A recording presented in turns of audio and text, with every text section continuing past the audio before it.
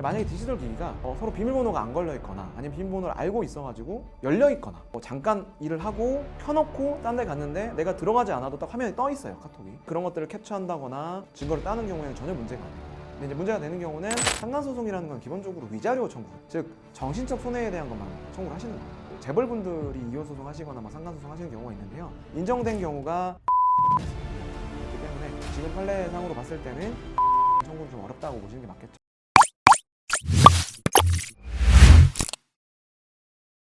증거에도 여러 가지 증거가 있을 것 같은데 특히 중요한 증거가 어떤 건지 궁금해하실 것 같아요. 제가 그래서 불륜 증거가 잘 나오는 탑 5를 한번 좀 뽑아 드릴게요. 먼저 첫째, 그냥 요즘 제일 중요한 증거라고 할 수 있는데요, 바로 카카오톡 같은 SNS입니다. 왜냐면 불륜녀하고 연락을 안 하실 수는 없잖아요. 보통은 다 이 메신저에 다 그런 대화 내용들이 나와 있기 때문에 카카오톡 같은 SNS 확보하시는 게 가장 중요합니다. 여기서 꼬리가 거의 다 잡혀요. 둘째는 카드 결제 내용입니다. 왜냐면 결국은 숙박업소 같은 데 가서 데이트를 하신다거나 아니시면 상간남, 상간녀와 밖에서 데이트를 하시더라도 동선이 다 찍힌단 말이에요, 카드 결제 내역에. 그래서 카드 결제 내역이 두 번째 증거 내용입니다. 세 번째, 그리고 미행 사진, 특히나 숙박업소라든지 데이트 하시는 그런 사진들을 찍어 오시는 분들이 있는데요, 요게 이제 불륜 증거 세 번째가 되겠고요. 자, 네 번째는 내비게이션 그리고 구글 타임라인입니다. 결국은 이 동선이 제일 중요한데 어디 다니는지, 계속 어느 같은 동네를 가신다, 같은 집에 가신다, 같은 모텔에 가신다 그러면은 뻔한 거잖아요.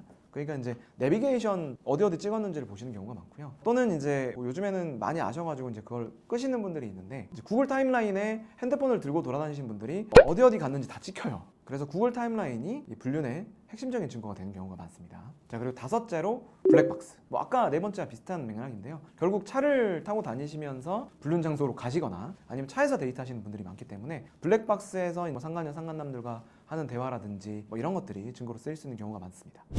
이런 증거를 수집할 때 처벌되는 것도 있다던데 그건 문제 없을까요? 사실 이게 주로 문제가 되는 경우는 이제 디지털 기기인데, 만약에 디지털 기기가 서로 비밀번호가 안 걸려 있거나 아니면 비밀번호를 알고 있어가지고 열려 있거나 잠깐 일을 하고 켜놓고 딴 데 갔는데 내가 들어가지 않아도 딱 화면에 떠 있어요, 카톡이. 그런 것들을 캡처한다거나 증거를 따는 경우에는 전혀 문제가 안 됩니다. 근데 이제 문제가 되는 경우는 비밀번호를 내가 어떻게든 알아낸다든지 아니면 몰래 엿본다든지 아니면 지문을 자고 있는데 남편 손가락을 대가지고 찍어서 연다든지, 이런 경우에는 비밀침해죄라든지 정보통신망법상 문제가 될 수 있거든요. 그래서 디지털 기기가 잠겨 있는 경우에는 좀 잘 고민을 해보셔야 돼요. 내가 처벌이 되더라도 상간소송의 결정적인 증거를 잡는 데 집중을 하실 건가, 아니시면 내가 범죄가 되면서까지 이 증거를 확보하는 것은 좀 무리다라고 생각을 하실 건지에 대해서 좀 취사 선택을 좀 하셔야 될 필요가 있습니다. 녹음 같은 거는 해도 상관없나요? 증거로 쓰일 수는 있을 수 있죠. 근데 내가 통신비밀보호법으로 엮어도 나갈 수 있는 경우가 많거든요. 이를테면 내가 남편하고 상간녀하고 차 안에서 대화 나누는 게 녹음이 좀 필요해. 그래가지고 차 안에다가 이렇게 녹음기 던져 놓으시는 분들이 있어요. 그러면 이게 통신비밀보호법은 그 대화의 당사자가 녹음한 거는 괜찮지만 그 대화의 화자가 아닌 사람이 녹음을 하면 안 된다는 취지인 거거든요. 그러니까 증거는 아주 결정적이겠죠. 결정적이지만 통신비밀보호법 같은 경우는 굉장히 형량이 세기 때문에 전과자가 되면서까지 이 소송을 하시는 게 맞는지에 대한 어떤 취사 선택은 좀 필요합니다. 다른 결정적인 증거가 있다면 굳이 그런 모험을 또 하시는 거는 좀 고민을 해봐야 되겠죠.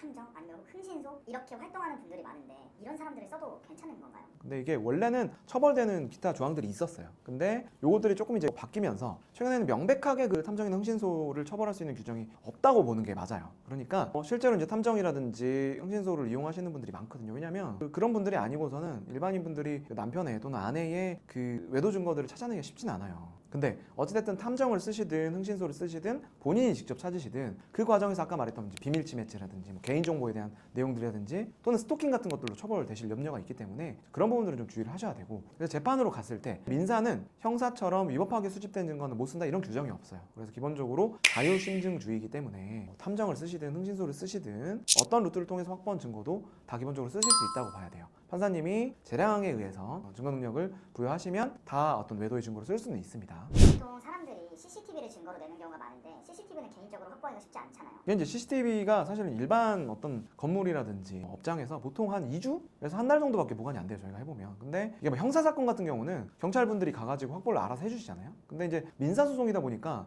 내가 어떤 모텔에 가가지고 저 남편 들어간 거 봤는데 CCTV 좀 주세요 하면 모텔 주인 입장에서 이 사람 말이 진짜인지 알 수도 없고, 그리고 내가 남의 정보들 함부로 이렇게 빼주다 보면 나도 좀 처벌받을 수 있거든요. 그러니까 엮이고 싶지 않단 말이에요. 그래서 잘 안 줘요. 정당한 방법으로 이제 증거보전 신청이라는 제도를 이용해서 이제 하셔야 되는데 이제 잘 하셔야 돼요. 왜냐면 이게 어쨌든 바람핀 증거를 CCTV가 사라지기 전에 증거보전 신청까지 다 이뤄내서 확보를 해야 되는데 기간적으로 좀 짧잖아요. 이제 그러다 보니까 좀 추천드리는 방법은 뭐 모텔이라든지 뭐 식당에서 기타 장소에서 외도를 하시는 걸 발견을 했다 하면 그 업장에 가서 사정을 해서 백업을 좀 요청해 놓으셔야 돼요. 제가 법원에 증거보전 신청을 할 테니까 그때까지 저한테 주시진 않아도 되는데 좀 길게 보관을 해달라라고 이제 좀 잘 설득을 해 놓으시고 최대한 빨리 증거보전 신청을 하셔야 됩니다. 그러면 만약에 이렇게 증거를 수집해서 상간소송에서 이겼어요. 그러면 어느 정도의 금액을 받을 수 있는 거예요? 상간소송이라는 건 기본적으로 위자료 청구, 즉 정신적 손해에 대한 것만 청구를 하시는 거예요. 그렇기 때문에 실제로 우리가 그 재벌분들이 이혼 소송 하시거나 뭐 상간소송 하시는 경우가 있는데요. 인정된 경우가 1억이 맥스였어요, 위자료가. 그렇기 때문에 지금 판례상으로 봤을 때는 1억을 넘는 청구는 좀 어렵다고 보시는 게 맞겠죠. 그리고 일반인들의 상간소송에서는 보통 3천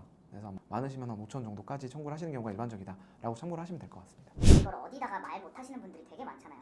내 남편이 혹은 내 아내가 지금 바람을 피고 있다는 걸 얘기를 할 수 없는데 이런 분들한테 조금 조언이라도 한마디 해줄 수 있다면? 그러니까 되게 굉장히 지금 힘드실 거예요. 가장 믿는 사람인 우리 배우자한테 뒤통수를 맞으셨기 때문에 일단 정신이 없으세요.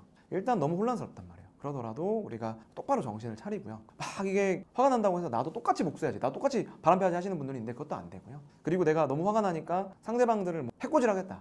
안 됩니다. 내 인생도 소중해요. 이혼하시고 나면 나도 또 잘 사셔야 되잖아요. 그러니까 법리적으로 해결을 하셔야지 본인이 전과자가 되시는 걸 감수하면서까지 화풀이를 하신다 그러면 이혼소송, 상간소송 이후에 내 삶이 더 피폐해질 수 있기 때문에 좀 냉정을 찾으시고 좀 침착하게 증거를 먼저 모으시고 그 이후에 소송을 임하시는 게 필요하다라고 말씀을 드리고 싶습니다. 절대 감정적으로 행동하시면 안 됩니다.